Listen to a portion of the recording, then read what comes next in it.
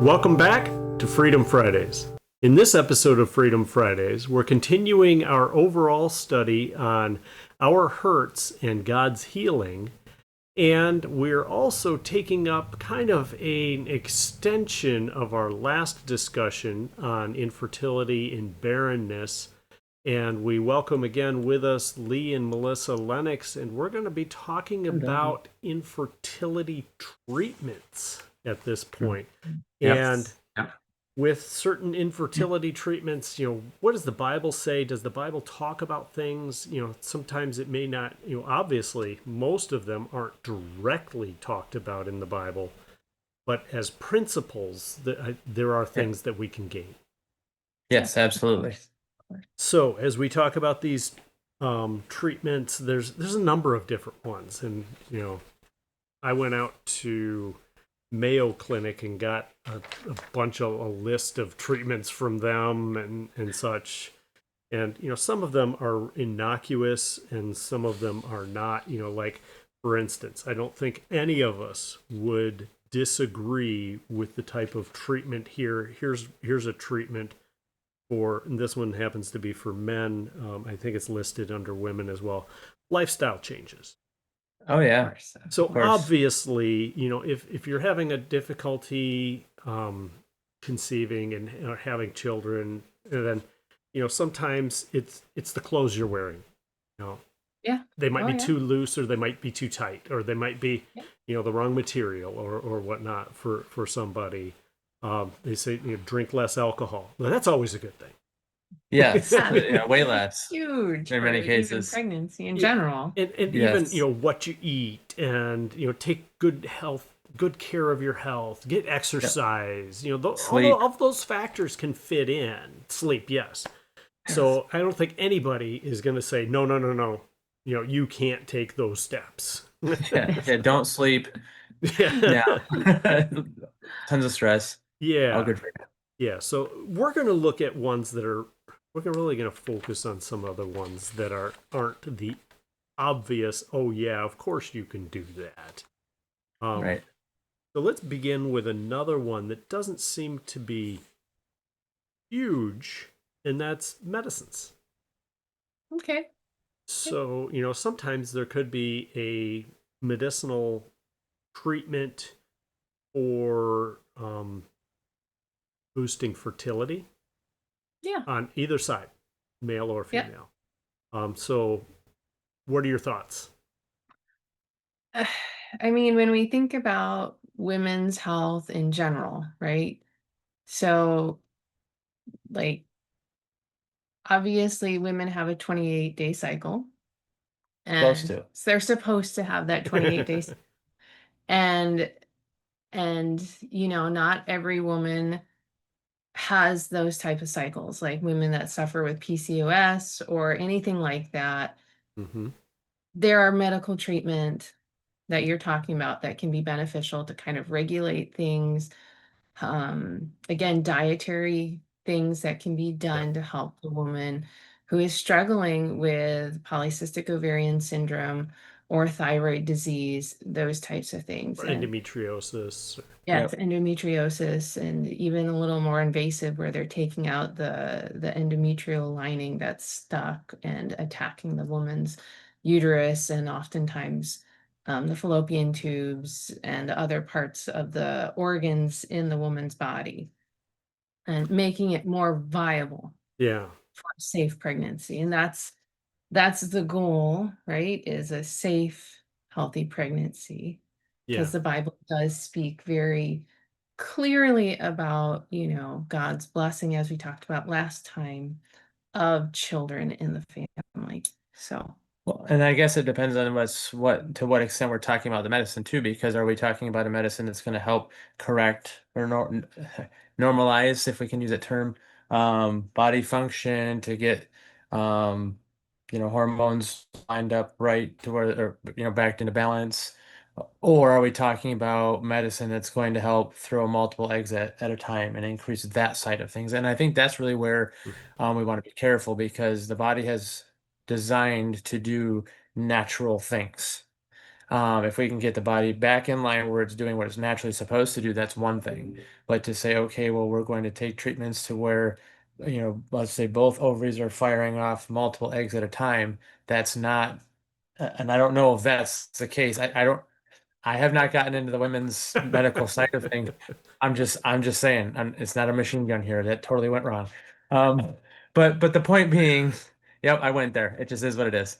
But the point being is like if you're going to make your body do things that it's not designed to do, I don't think that's necessarily the most healthy thing for you and really trying to and this is going to be my overarching thing, like trying to force something to happen that wasn't designed to do. And if God, almost essentially playing his role in this, Sure. which goes deeper and deeper the further we're going to go into the discussion, I'm sure. So what you're saying here, Lee, is that God has a design, just like He has a design for sexuality, just like He has a design for marriage. He has a design for how your body is functioning, and we should try and stick to that design. Is that accurate? Yes, because generally what happens when we try to do more than what we were designed to do, it ends up wearing the body down or causing adverse effects Mm, that are not healthy for mom or dad or baby. Because I mean, if there's male fertility treatments too that would yep. uh, have our body overwork or overact in certain ways as well. Sure. So you just have to be careful with that side of things. Sure. So then, usually when we think of infertility treatments, we're not thinking of generally those things. Maybe into the medication, but usually we're thinking of things like in vitro fertilization. Yep. We're thinking of things like donors on either side, whether it's an egg or a sperm. Yep. We're thinking of things like surrogacy. And so let's take, I mean, there's three big ones right there. An Um, episode each. an episode each. I'm not saying we're going to take an episode each, but there really is. There's like so Maybe. much we can get into.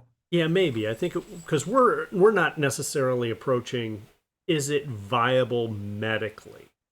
Right. We're approaching is it moral? Is it ethical Right. biblically? Yep. Yeah. So which one you want to handle first? Melissa, I know you've done the most research on this. Well, I mean, if we think about in vitro fertilization, Okay. it is a very it's a private conversation that usually is only done between a husband and a wife. Mm-hmm. And so this is a private, kind of thing that they have to work through. And when we're talking about in vitro fertilization, I had heard that it began in about 1976, 1978, and there have been at least 8 million pregnancies that have happened between now and then. And so Okay. we have to say, wow, God has allowed there to be 8 million children that have been brought to life Yep. um, because of this. And there's kind of, I don't know if you've done the research for gift or the other methods of in vitro fertilization. No, I just have what Mayo says about it. Okay. And it's in their section on assisted reproductive technology. Yeah. Where they have ICSI, which is usually used during in vitro. And then they have in vitro, they say eggs are retrieved, fertilized in the Yes. laboratory, and then transferred to the uterus. Yes. And with that, like I guess it could be more like an artificial insemination with one where let's say the woman is struggling between the ovulatory phase and the egg being released into the fallopian tube and then attaching to the uterus. And what they're doing is they're putting the husband's sperm into the fallopian tube, thus making it much easier access Yep. for the egg and the sperm to unite and to make it to there. And if that were the case, I would say no problem with that whatsoever, because it is the husband's sperm and the wife, and there's just some form of an issue that's happening between the ovary and the fallopian tube, and it making that crossover into it.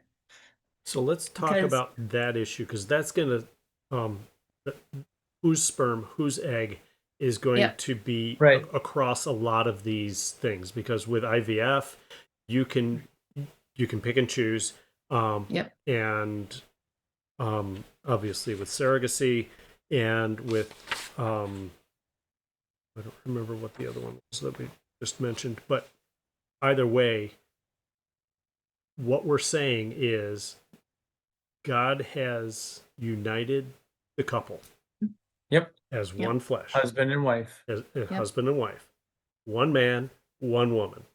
Yep. yes, And so for you to introduce somebody else into that yeah. not really the design of God. Right. No, yeah, and I mean even Exodus, let's see, Exodus 22:16 kind of already tells us that it has, we want that husband and wife. If Yeah. a man defiles a woman, then he better have that choice to marry her, because if not, then we're going against God's design. Yep. Yeah. So I wholeheartedly believe that it's a husband and wife, So no and donors. no donors. Nope. I think that's going against what God designs. And again, the option for adoption or foster care or even foster to adopt, those are all options that don't need to get in the way of a husband and a wife. Yeah. Yep. Yeah, absolutely.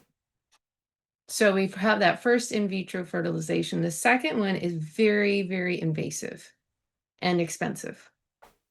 I don't know if you were looking at cost, but I it was was not. anywhere from $15,000 to $30,000 per treatment.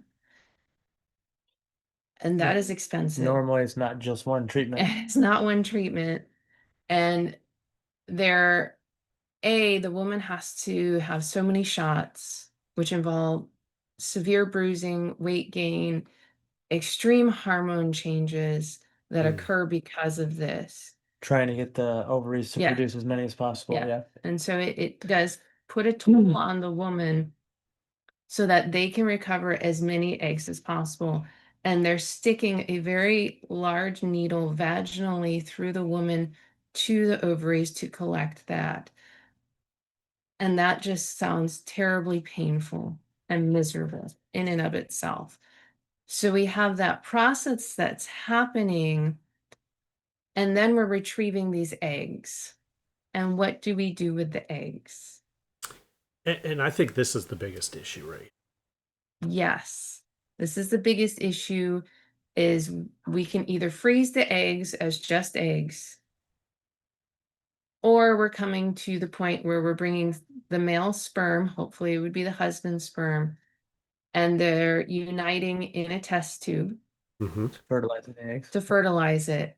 Mm-hmm. And then you're either going to have that one egg, if you're willing to pay the price per treatment to have one egg put in you, or you're having several fertilized eggs. Yes.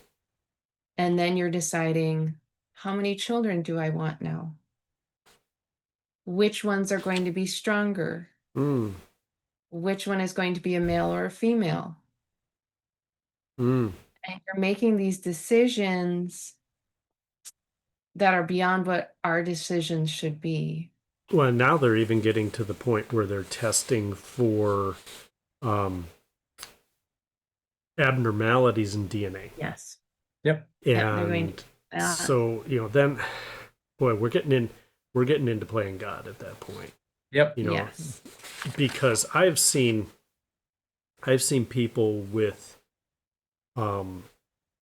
I've seen doctors say, no, this is an abnormal pregnancy, you should terminate. Yeah. The baby is born and you can't tell any difference. They're probably more normal than I am. And I don't claim to be normal, neither do I want to be, so that's okay. Right. Right. But doctors don't know as much as they think they do often. Yes. And Yeah. either way, I've seen also people come to full term, and yes, they have some what we would term a disability, Mhm. but they have just as much right to life as anyone Yes. else. And they also are a blessing from God. Yes. We Yeah. have a number of people who are mentally challenged in our congregation. And I'll tell you, there's some sweet, blessed people. Yes. Oh, Yep. yeah. Yeah, they are a gift to that family. And I think Absolutely. every family would agree with that is the parents aren't the blessing to this child. That child is a blessing to them. Mhm. And they would never trade that in a million years. Well, no, just because that, and I know you said it is perceived as a disability. That's not. It's a different ability. You know, Yeah. they may be way better at other things than we are. And So even if they're they're actually not, blessed. I've seen Oh, people sure. with Down syndrome that are just, you can learn some things from these people. Yep. We all can learn some things from these people because the way that they trust God, the way, Yes. amazing. Yes. They're not Yep. lesser people. They're just No. Yeah. I don't know. different. Just like Exactly. any other differences, whether it's eye color, whether it's body shape or skin color, or what, Yep. hair color. Mine's as white as can be now. It doesn't matter. They're just differences. No. Okay. Right. Exactly. Thank you for tuning in. Next week, we will continue to play out this discussion with Lee and Melissa Lennox on infertility treatments on Freedom Fridays.